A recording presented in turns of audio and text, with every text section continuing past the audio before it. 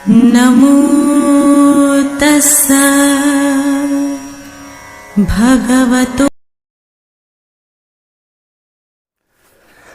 नमो बुद्धाय। साथियों आज 31 दिसंबर, कल सूरज उगते ही 1 जनवरी 2024 प्रारंभ होगा।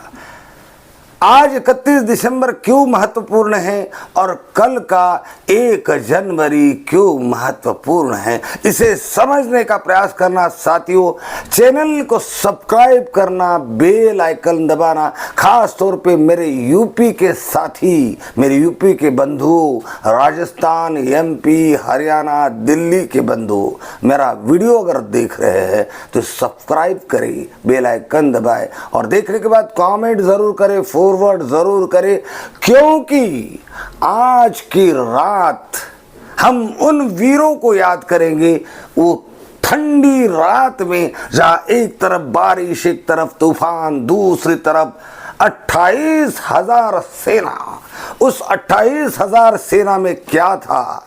2,000 घुड़सवार थे पेशवाओं के सेना में, 800 पायदड़ थे और 58 तोपें थी उनके पास।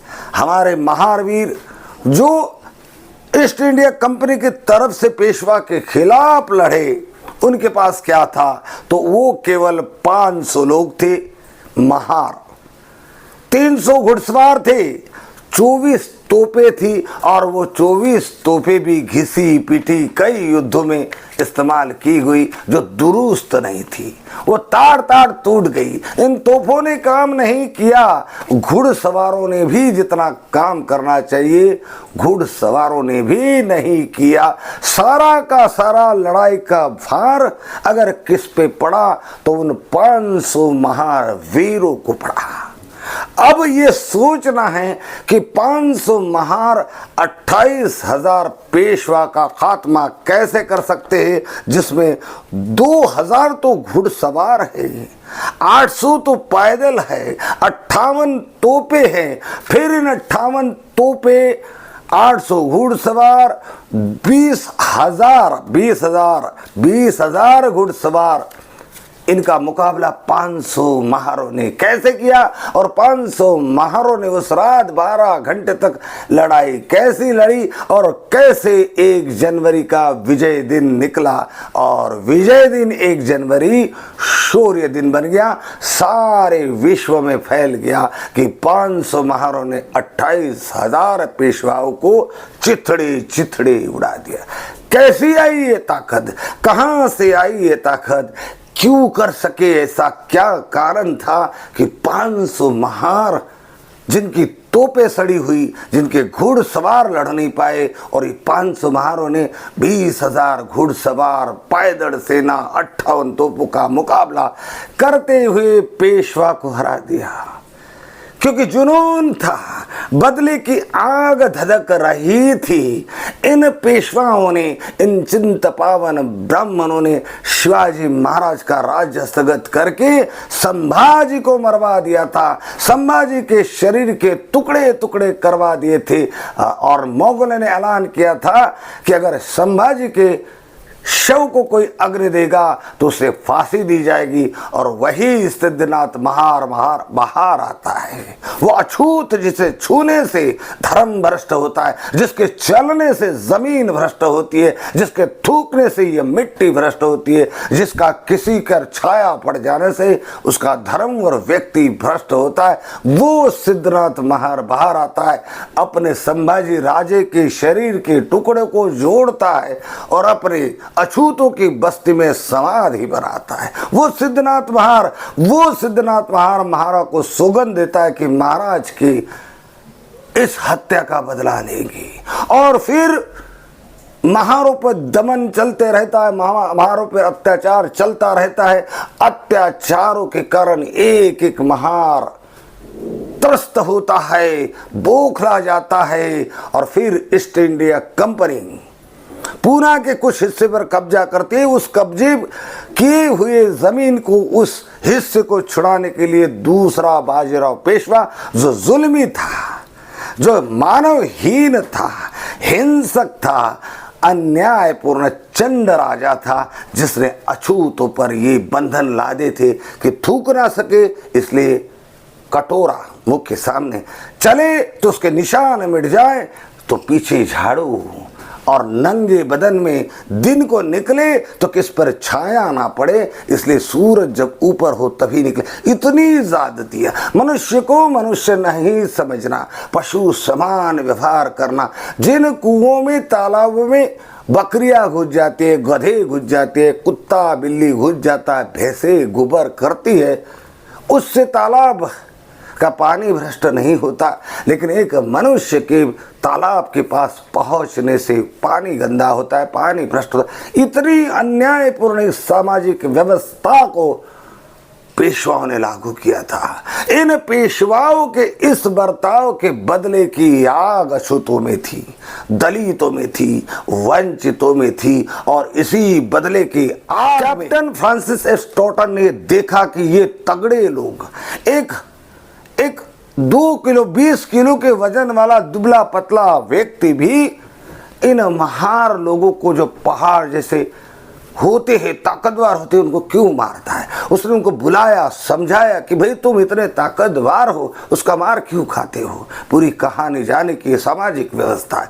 टोटन ने इसी बात का फायदा उठाया। फ्रांसिस टोटन ने सारे भीम सैनिकों को अपने सेना में भर्ती किया, ट्रेनिंग किया, खाना खिलाया, तगड़े बनाए, और फिर ये युद्ध 31 दिसंबर की 12 घंटे की लड़ाई में वो बगली की आग, चाहे कैप्टन फ्रांसिस टोटन मना भी कर रहा था तो भी एक एक महार कह रहा था, नहीं, इन लोगों ने हमें सताया है, इन लोगों ने हमें जलील किया है, इन लोगों ने हमारे साथ पशु समान व्यवहार किया है, छोड़ दीजिए, अब इनकी खैर नहीं। काट काट के मैदान साफ कर दिया। 28,000 डिवाइड बाय 556 का आंकड़ा आता है। एक एक महार के हिस्से पे 56 पेशवा आए, और 56 पेशवाओं को एक एक वंचित बहुजन समाज के वीर ने, बहुजन समाज के सेना के लोगों ने, हमारे महार वीरों ने चिथड़े तिथड़े उड़ा दिए। इसलिए कहते कि 56 की छाती है, 56 की छाती की कहावत इन महार वीरों ने, एक एक वीरों ने 56 पेशवाओं को काटा, इसलिए आई। तो उन महार वीरों के सम्मान में सारे भारत के बहुजन वंचित समाज के लोग कल भीमा कोरेगांव, जो पूना के पास है, जहाँ ये लड़ाई लड़ी गई, उस नदी, भीमा नदी के किनारे ये स्तंभ बना है, हमारे शौर्य की गाथा लिखी गई है, हमारे वीरों का नाम लिखा गया है। उन वीरों से प्रेरणा लेने के लिए, उन वीरों को मान देने के लिए, सम्मान देने के लिए कल पूना के भीमा कोरेगांव में गुजरात, राजस्थान, हरियाणा, यूपी, बिहार, कर्नाटका, केरला, सारे भारत के जागरूक भीम सैनिक कल वहां जाएंगे। हमने भी जाना चाहिए। नहीं जा सके तो मेरे इस वीडियो के माध्यम से ये जो लड़ाई चली, भीमा कोरेगांव वर्सेस चित्त पावन ब्राह्मण वर्सेस पेशवा, ये युद्ध अब देश के जो मनुवादी है, देश का जो मनुवादी मीडिया कहता है कि अपने ही देश के राजाओं को हराने के लिए विदेशों का साथ देकर अपने ही देश के राजा को हराकर गुलाम, देश को गुलाम बनाने में साथ देने वाले महावीरों का सम्मान क्यों करना चाहिए। उन गधे को ये बताना चाहता हूँ कि सालों, ये देश संगठित भारत नहीं था। सारा भारत अनेक राज्यों में विभाजित था, अनेक राजा थे, अनेक प्रांत थे, संयुक्त भारत नहीं था। संयुक्त भारत आज है, उस सरदार पटेल जी ने किया, उनको सलाम। उस समय संयुक्त भारत नहीं था, और अपने अपने प्रांत में अपने कौम के लिए, अपने कौम के आज़ादी के लड़ने के लिए दुश्मन से भी हाथ मिलाना पड़े और अपने समाज को गुलामी की जंजीर से बचाने के लिए लड़ना पड़े, तो वही न्याय है, वही नीति है। और उसी नीति के तहत महारों ने 28,000 पेशवा को हराया, जायज था। ये अन्याय नहीं, देश के प्रति गद्दारी नहीं, समाज के प्रति वफादारी है, समाज के प्रति कर्तव्य का पारायण है।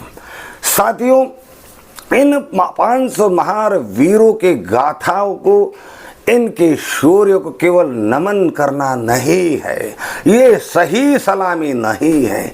सही सलामी तब होगी जब सारे भारत की बहुजन वंचित एक होगी, सक्रिय होगी, बंधुत्व आपस में विकसित करेगी, मित्रता बढ़ाएंगे, जुड़ जाएंगे, संगठित होकर।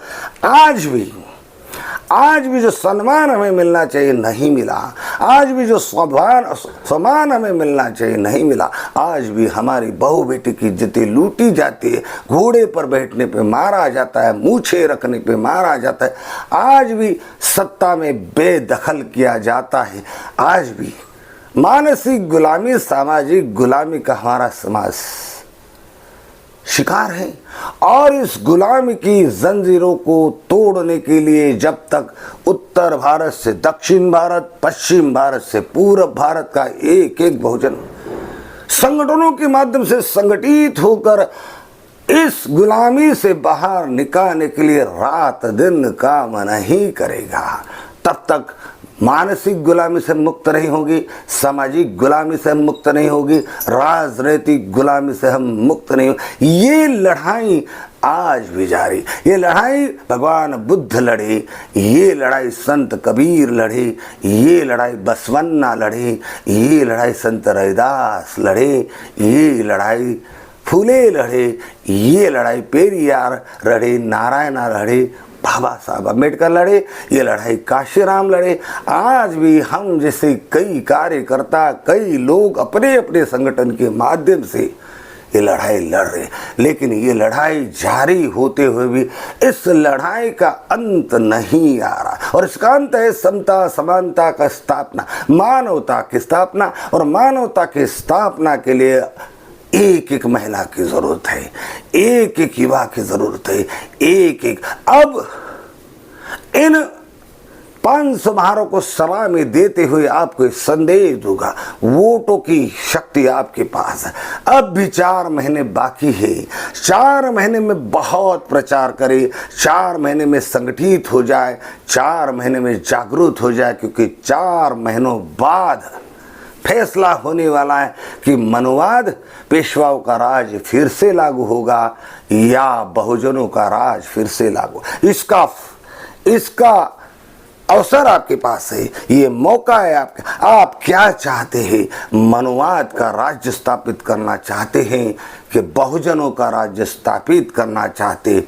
तो जहां महाराष्ट्र में वंचित बहुजन आघाड़ी प्रकाश अंबेडकर के नेतृत्व में संगठित होकर इन वोटों की राजनीति का सहारा लेकर, संवैधानिक हकों का सहारा लेकर सत्ता पे काबिज होने का प्रयास कर रही है, उस बहुजन वंचित अखाड़ी में जुड़ जाओ, उसे मजबूत करो। इधर उत्तर भारत में भाई चंद्रशेखर की भीम सेना में जुड़ जाओ, उसे मजबूत करो। और चंद्रशेखर आजाद की भीम आर्मी, बहुजन समाज पार्टी, बहन मायावती, छोटे मोटे दल को मिटा दो, एक हो जाओ। यदि आपको भारत पर बहुजनों का शासन लाना है तो आपको गिले शिकवे, एक दूसरे की कमी बुराई दूर करके, मित्रता को शस्त्र बनाकर, बंधुत्व को शस्त्र बनाकर जुड़ना होगा। और 2024 का ये इलेक्शन एक निर्णायक इलेक्शन आने वाला है। एक तरफ मनवाद हावी होने के लिए तैयार बैठा है, दूसरी तरफ तड़प रहा है बहुजन, बहिष्कृत भारत तड़प रहा है, वंचित तड़प रहे हैं गुलाम से मुक्त पाने के लिए, सत्ता पर आसीन होने। तो ये फैसला हर एक अम्बेडकरवादी, दलित, बहुजन, वंचितों के हाथों में है, इन्हें करना है। फिर से भीमा कोरेगांव के 500 वीरों को नमन करते हुए भारत के तमाम बहिष्कृत, वंचित, दलित, अस्पृश्य, चमार सेना, महार सेना को नमन करते हुए संगठित हो जाओ, सक्रिय हो जाओ, जागरूक हो जाओ, खूब प्रचार करो, खूब सक्रिय हो जाओ, ताकि ये शासन तुम्हारा बने, तभी उन 500 महान वीरों को सही मान वंदना होगी। जय भीम, नमो बुद्धाय।